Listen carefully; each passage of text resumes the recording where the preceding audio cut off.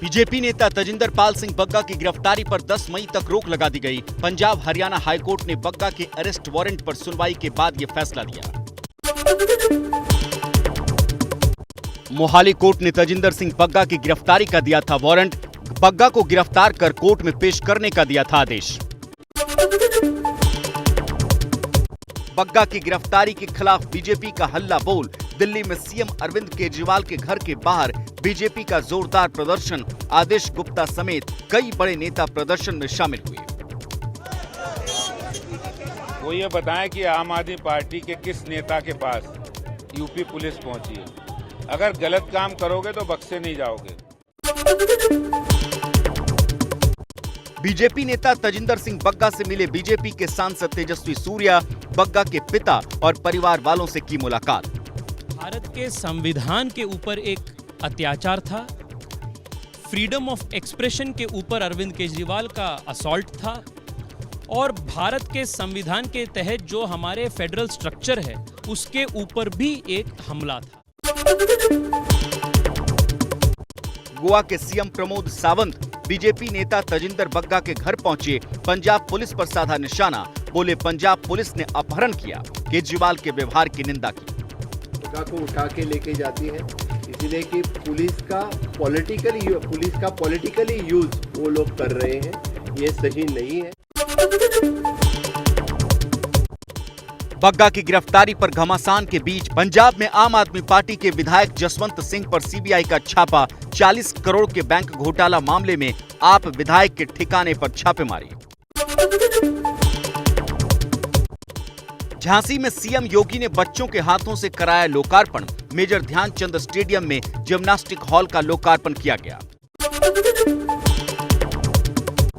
कोलकाता में बीजेपी दफ्तर पहुंचा बीजेपी युवा मोर्चा के नेता अर्जुन चौरसिया का पार्थिव शरीर। बीजेपी के राष्ट्रीय उपाध्यक्ष दिलीप घोष समेत पार्टी नेताओं ने दी श्रद्धांजलि। हरियाणा के सिरसा में आम आदमी पार्टी का बिजली कटौती के खिलाफ प्रदर्शन। बिजली मंत्री चौधरी रंजीत सिंह का घर घेरने की कोशिश की। पुलिस ने आप कार्यकर्ताओं को रोका। जम्मू कश्मीर में विपक्षी दलों ने सोमवार को बैठक बुलाई। परिसीमन आयोग की रिपोर्ट पर चर्चा होगी। परिसीमन रिपोर्ट को खारिज कर चुका है विपक्ष। महंगाई पर बंगाल के सीएम ममता बनर्जी का केंद्र सरकार पर निशाना। कहा केंद्र जनता को परेशान करना बंद करे। बीजेपी ग्रेट इंडियन लूट का संचालन कर रही है। जनता को मूर्ख बनाया जा रहा है। हैदराबाद में राहुल गांधी चंचलगुड़ा जेल में बंद एनएसयूआई कार्यकर्ताओं से मिले। 5 दिन पहले उस्मानिया यूनिवर्सिटी के वीसी के खिलाफ प्रदर्शन करने पर हुई थी गिरफ्तारी। निर्दलीय सांसद नवनीत राणा को सुबह 11 बजे लीलावती अस्पताल से छुट्टी मिलेगी। जेल से रिहा होने के बाद अस्पताल में भर्ती है नवनीत। केंद्र सरकार ने राजद्रोह कानून का बचाव किया। चुनौती देने वाली याचिकाओं पर सुप्रीम कोर्ट में केंद्र का हलफनामा। कहा इस पर पुनर्विचार की जरूरत नहीं। राज ठाकरे की पार्टी एमएनएस की पुणे पुलिस को चेतावनी। कहा मस्जिद से लाउडस्पीकर नहीं उतरे तो पुलिस स्टेशन के सामने लाउडस्पीकर पर विरोध करेंगे। यूपी में अवैध लाउडस्पीकर हटाने का काम जारी। अब तक 1 लाख से ज्यादा लाउडस्पीकर हटाए गए। 57,433 लाउडस्पीकरों की आवाज कम की गई। रांची में आईएएस अफसर के घर मिले नोटों के बंडलों की गिनती में लगे कई घंटे। कुल 20 करोड़ की रकम बरामद। सियासी तार जुड़े होने का शक।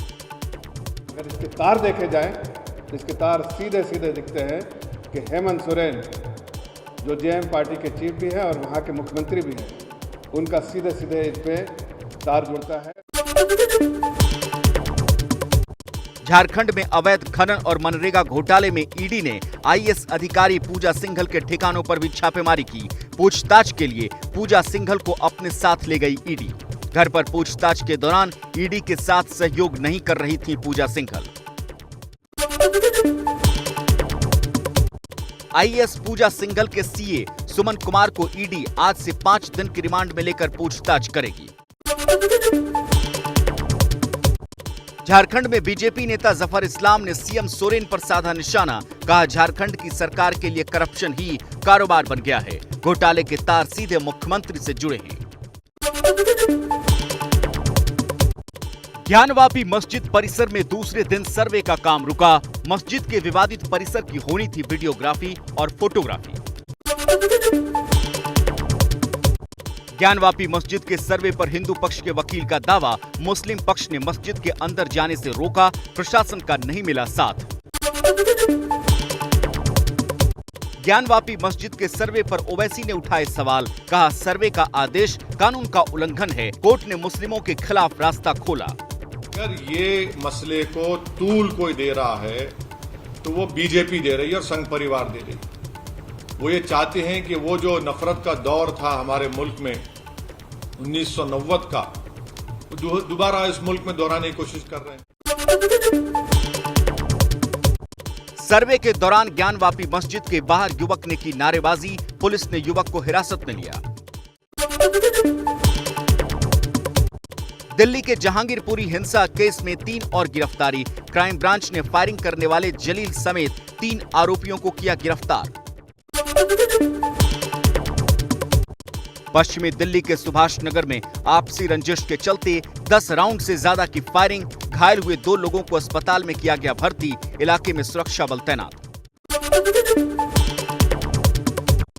बागपत के भडल गांव में पुलिस और प्रशासनिक टीम पर पथराव, एनजीटी के आदेश पर चर्म शोधन यूनिट को हटाने गई थी पुलिस, कई पुलिसकर्मी हुए घायल, हिरासत में लिए गए आधा दर्जन लोग।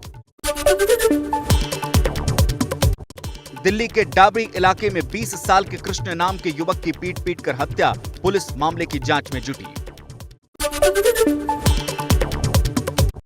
श्रीनगर के सोरा में आतंकियों ने पुलिसकर्मियों की गोली मारकर की हत्या, जूनीमार्ग इलाके में जन रोड पर किया हमला, सुरक्षा बलों ने इलाके को घेरा।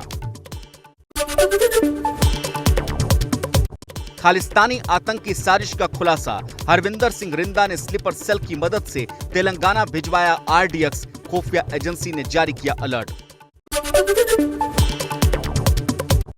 राजस्थान के जोधपुर में आज सुबह 9 बजे से शाम 5 बजे तक कर्फ्यू में ढील रहेगी। 2 और 3 मई की रात की हिंसा के बाद से 10 थाना क्षेत्रों में लगा है कर्फ्यू।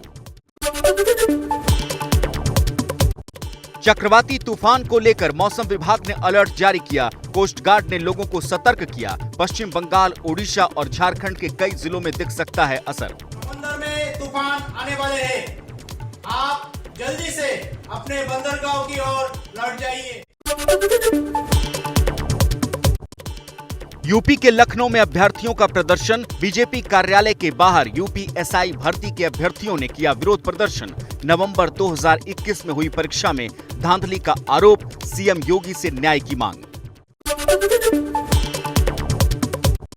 यूपी के कानपुर में अवैध अतिक्रमण हटाने का विरोध, स्थानीय लोगों ने टीम पर किया पथराव, प्रशासन पर रजिस्ट्री के बावजूद दुकान गिराने का आरोप।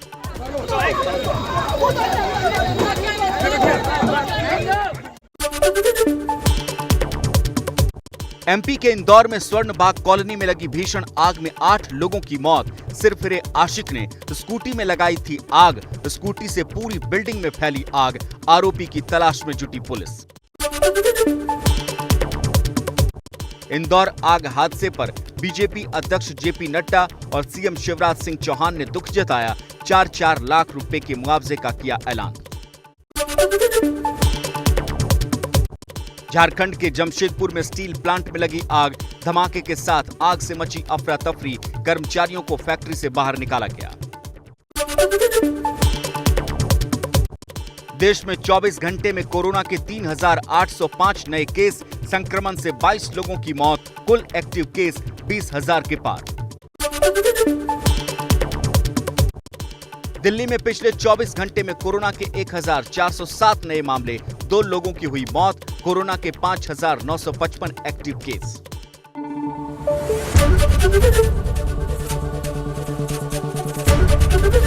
एबीपी न्यूज आपको रखे आगे।